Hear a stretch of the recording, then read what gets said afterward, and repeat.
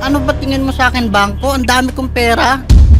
Alvin, Ah? huwag mo nang anuhin yung Mas usapan. mas inuna mo ang pa yung lalaki. Pinadalahan mo ng 1,000. Ano ang Mantakin mo, problema pumunta mo? ako sa bahay ng lalaki mo. Sinabihan kita, may babae doon sa kwarto ng lalaki mo. Bakit ginagawa mo pa rin yan? Hayaan mo siya magka-shoot. Ah? Hayaan mo siya may jowa. Hayaan mo siya may katabi, Alvin. Oo. Siya sabi niya, Alvin, kaya ko yan, babae ako, kaya ko magtiis. Ako nga, nagtiis ako, lalaki ako. Hindi ako tumitingin sa ibang babae kasi loyal talaga ako sa kanya. Pero siya, hindi siya nakatiis, sir. Buti pa nga yung lalaki, alam yung password ng Facebook niya kasi hindi ako nakita ng lalaki Tapos sinasabi niya, 2 taon na pala siya hiwalay sa asawa niya Hoy, may mga anak ka, umayos ka na.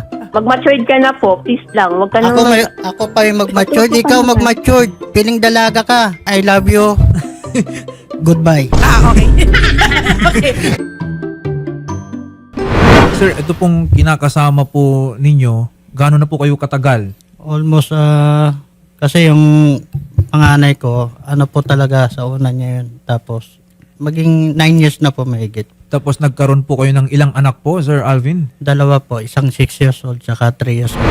Ano pong nangyari? Bakit naman siya umalis? Hindi ko po alam kasi ang balita-balita, bago mag-December, nagkaroon na sila ng ugnayan ng lalaki. Tapos, nasa abroad pa po ako nun. Ay, teka lang. So, Hindi ko po talaga alam na ano. merong iba? Pala. Opo, katrabaho niya po.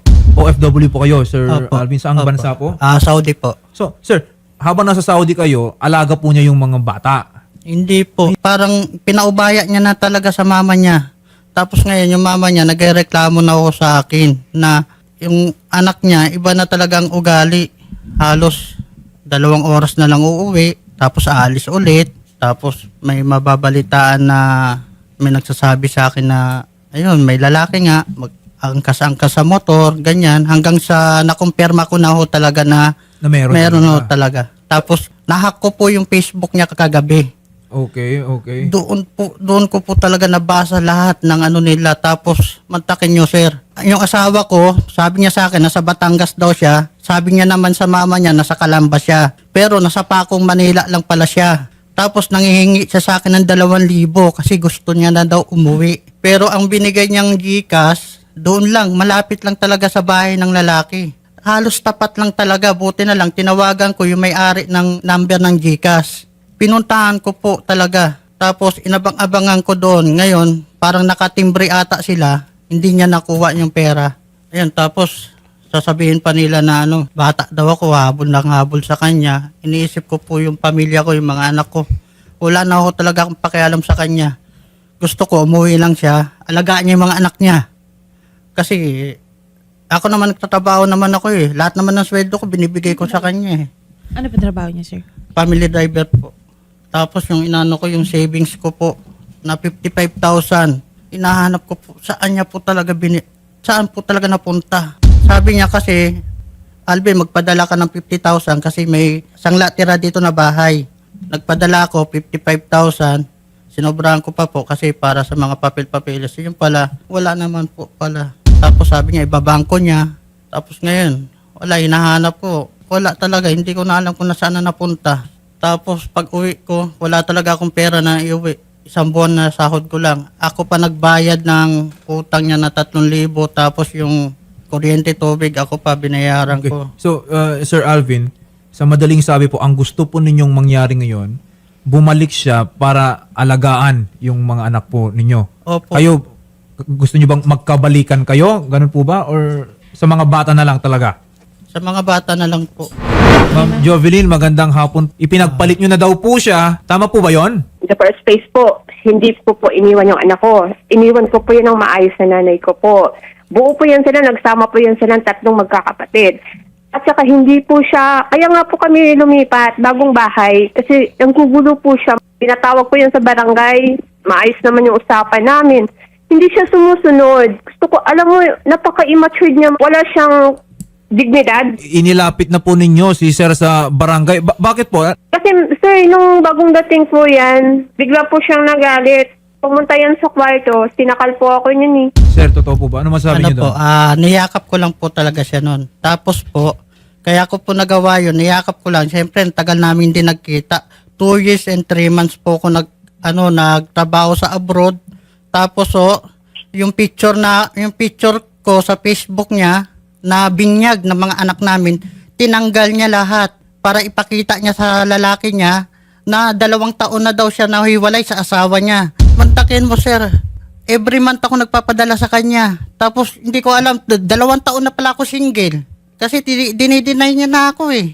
Alam mo, sir, ang bottom line lang naman po kasi niyan, ang lagi niyong sinasabi sa akin po is yung pera niya po na 44K na pinadala niya ng buo. Yun lang po yung bottom line. So, Na asan hanggang po ba ngayon yun? Inahanap niya sa akin. Asan po ba yon, ma'am? Yung 44,000 na... Ganito kasi, sir. Kunwari, mga out of budget sa bahay. Kasi syempre, tatlo yung bata. Kung ano yung mga nabibili ko. Sinasabi niya na, o sige, bawasan mo muna yung savings sa bangko ha. Ako naman, sige, go. Kung ano, bibili talaga ako ng bibili ng kagain para sa bata. Hindi ka para sa bata, para sa aming lahat. Mamamasyal, ganun. Kasi, may abiso na po sa kanya eh. Pero sa totoo lang po, yung half ng amount na yan is napapautang ko siya. Eh di singilin po natin. Kanino po ba yung mga pera po na yan? As of now, sir, sinira niya po lahat yung contact ko. Yung iba po kasi, sir, kasama ko sa trabaho dati eh. Ngayon, iniisa-isa ko naman po sila. Nakikipag-coordinate naman na po sila, sir.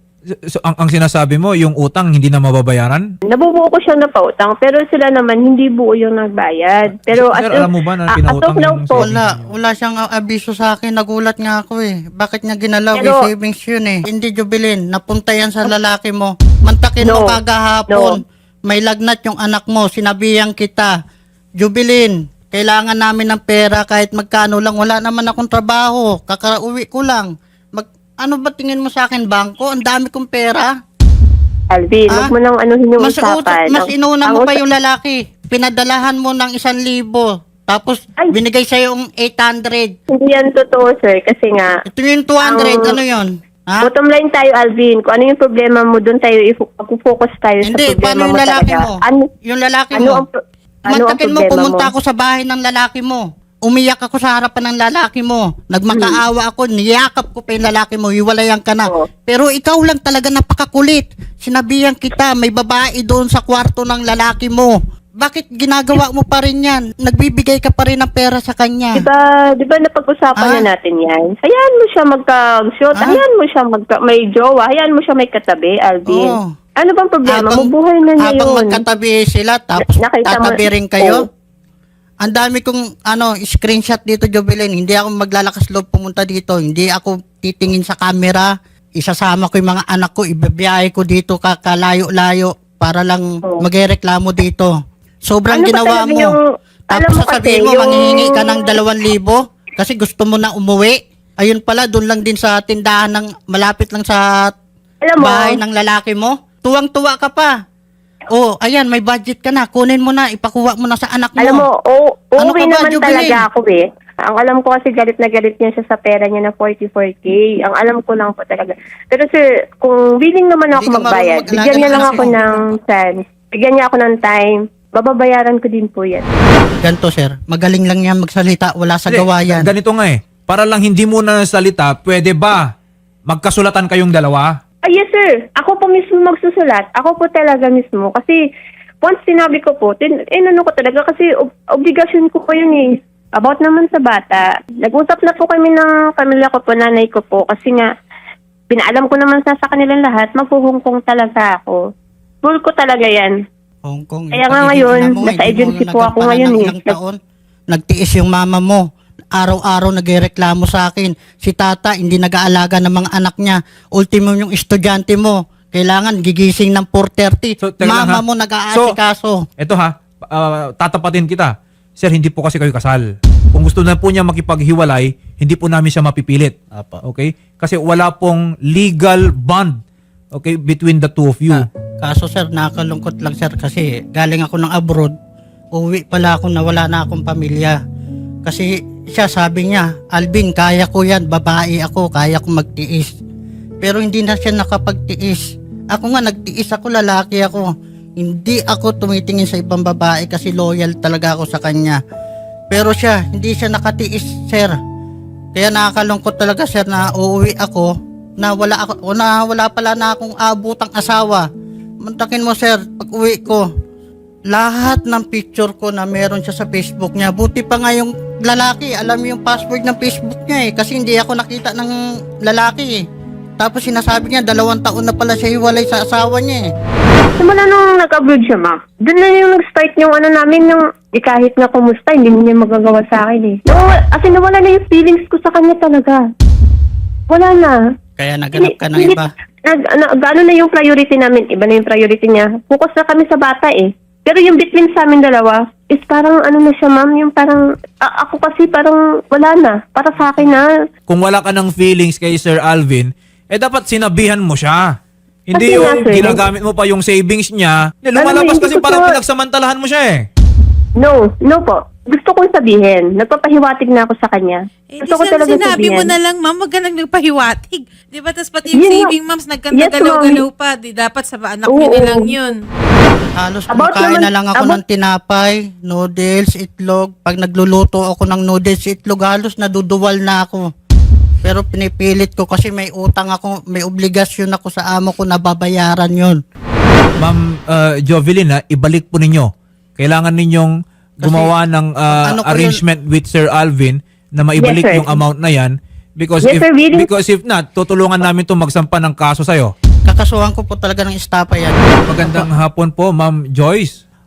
Hingin po sana namin ang tulong po ninyo, Ma'am Joyce, na sa tanggapan nyo na lang muna magtagpo. And siguraduhin po natin na we arrive at a fair and written na agreement patungkol po sa mga bata. Yes po, attorney. Kung ano po yung makakabuti po sa mga bata. Sir Alvin, ganito ha. Una po sa lahat, hindi na po natin mapipilit si Ma'am kung ayaw na po niyang makipagbalikan, no? Hindi po ako nagpagbalikan. Wag na po, no? Pero ang mahalaga po dito, at narinig naman natin kanina, Shari, kailangan maibalik yung 44,000 na savings po ninyo. Opo. Okay? Binibigyan nyo hanggang kailan? First week ng February. Opo. Oo, kasi ako, ang position ko dyan is that yung pera na yon ay nasa kanya in trust. Kung ginalaw niya yan for a purpose na hindi nyo alam or hindi nyo aprobado, Opo. baka may estafa po na kailangan managot po. Parang na-scam nga po ako nun Pero ang isa Opo. pa pong mahalaga dito, Sir Alvin, is yung mga bata. Huwag naman po bigyan ako ng time. Huwag naman po first week ng February. Ay, Kasi ma'am, naku, mahirap, sabi ko sa'yo, mahirap maging galante, ma'am, lalo na pag may anak ka, ma'am, Diba? Oo, mahirap yan, ma'am. Kailangan ibahin mo yung lifestyle mo pag may anak ka na. Haharap na lang po ako, ma'am. Haharap Oo. na lang po ako dyan. Pupunta po kayo dito, ma'am? Pag may Sige, ma'am. schedule po. Sige, ma'am. Pwede naman po, Oo. ma'am. Para makapag-usap-usap din po kayo ni Sir Alvin. Pero, Oo. ma'am, wag niyo pong ibababa yung linya. Kakausapin din po kayo ng staff namin. And sasamahan din po namin kayo sa Barangay San Juan, Taytay Rizal sa kanilang Vauci para po makapag-usap kayo doon sa bata. Yes, ma'am. Much better po. Hoy, may mga anak ka, umayos ka na. Mag-matured ka na po. Please lang. Huwag ka nang... Ako pa yung mag-matured, ikaw mag-matured. Piling dalaga ka. I love you. Goodbye. Okay.